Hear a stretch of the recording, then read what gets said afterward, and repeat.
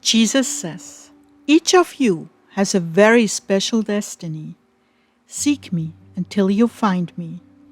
May 7th, 2016. Words from Jesus through Sister Clare. Spoken by Jackie. Clare began.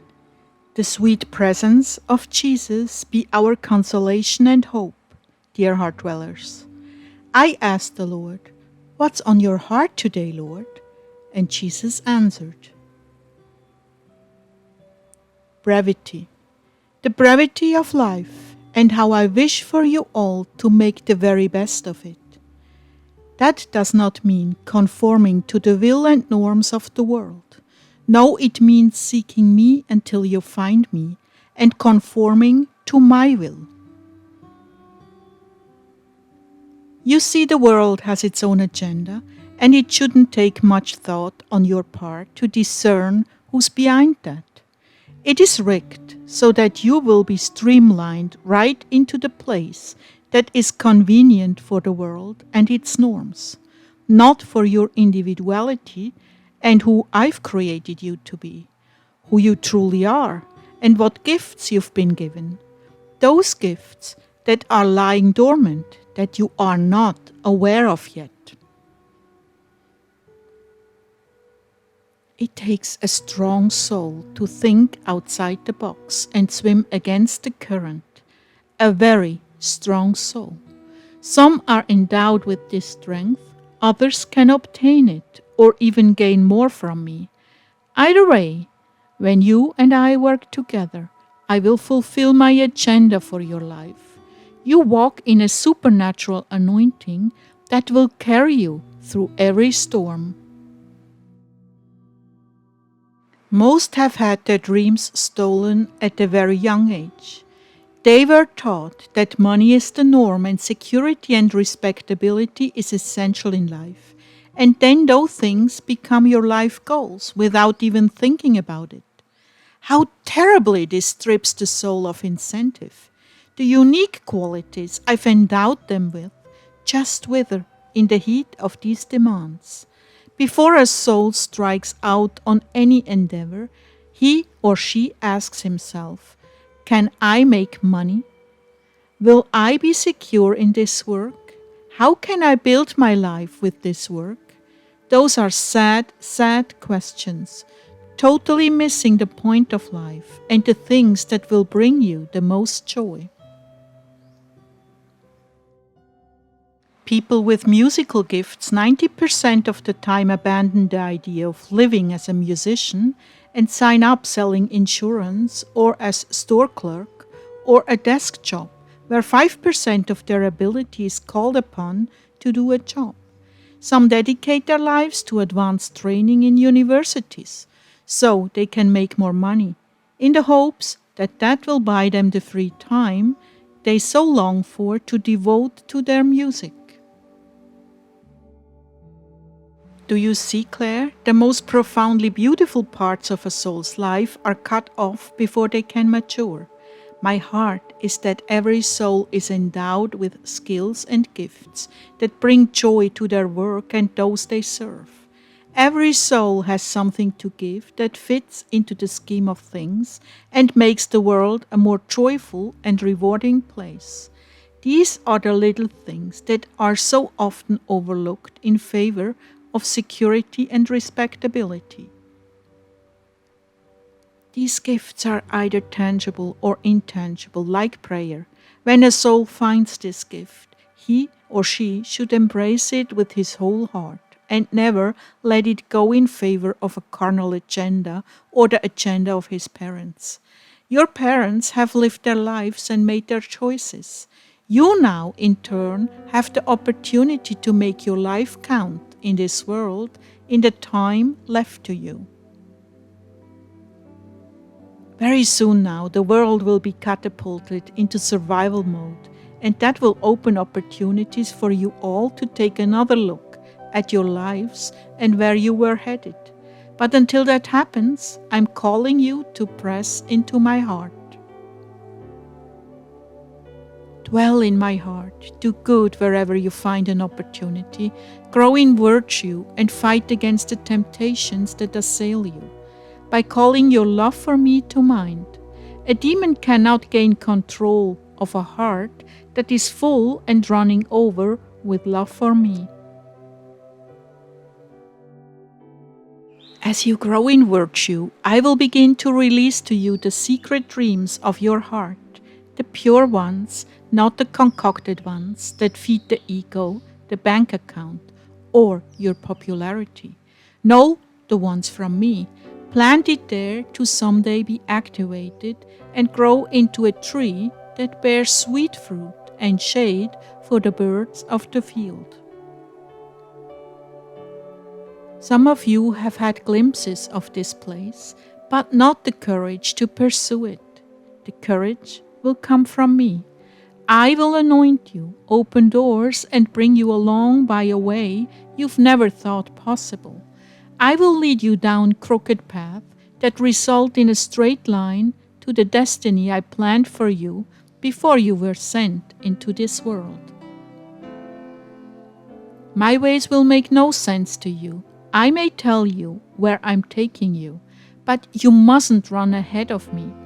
I have to take you through many layers of lessons before you can function safely and eventually shine in your calling. Each thing you do, each job you have, will prepare you for the next.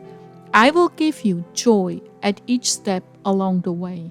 You will know you are in the right place because you will feel a certain peace, saying, "Yes, this feels right. I don't know what you're doing, Lord, but this does feel right. It feels like you." The greatest danger is for you to take things into your own hands and say, "Well, He's given me this vision, so I'd better do this next." That is why you must dwell in my heart. I will lead you with my love, and you will have a peace that is beyond what the world gives you.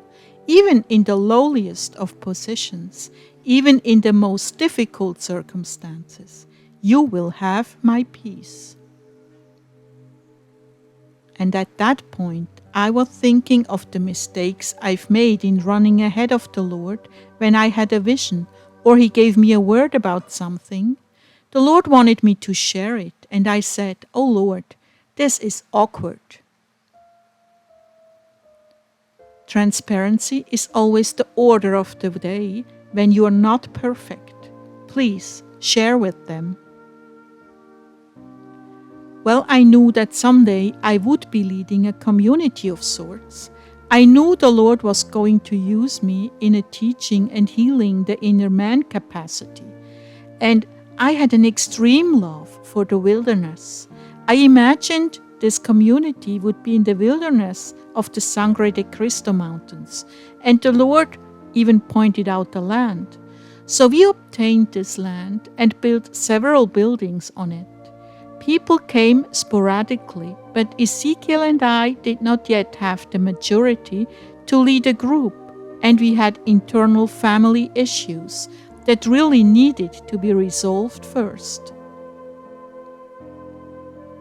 Nevertheless, I held onto this dream, along with the dream that we would be traveling in an RV and meeting people all over the country, and the Lord would draw them together into a community.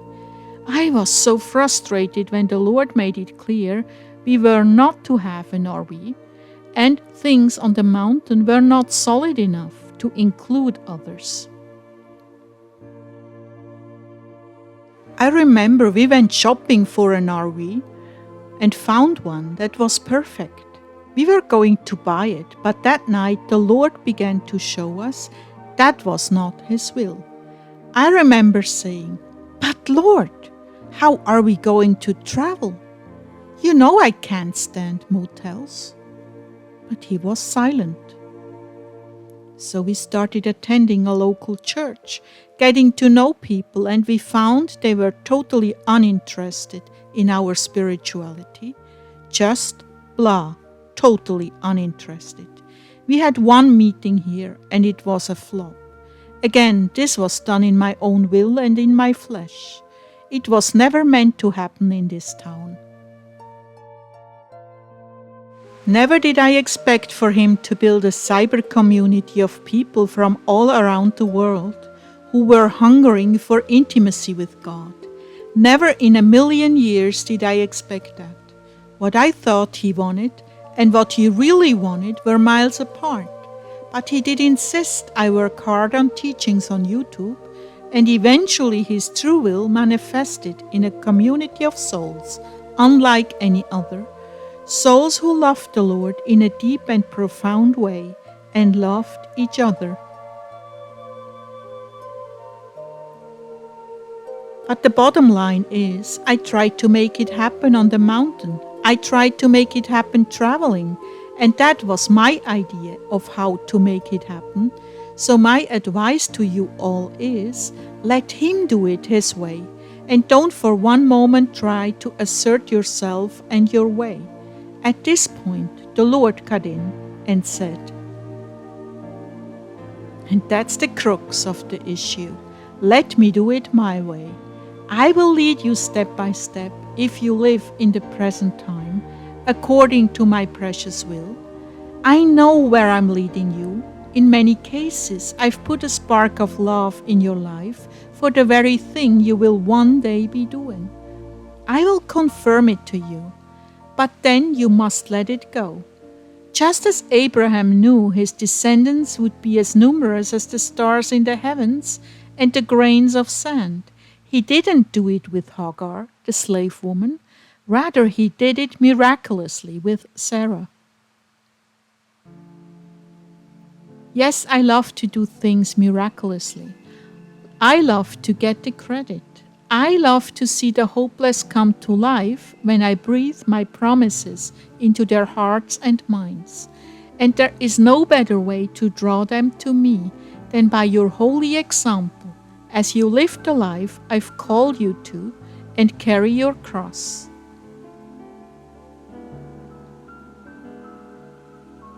So, my children, let me encourage you now.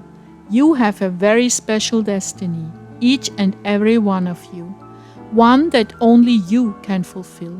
No one else can fulfill it. Seek me until you find me, and I will reveal it to you. I bless you now with a hunger for me and my calling for you.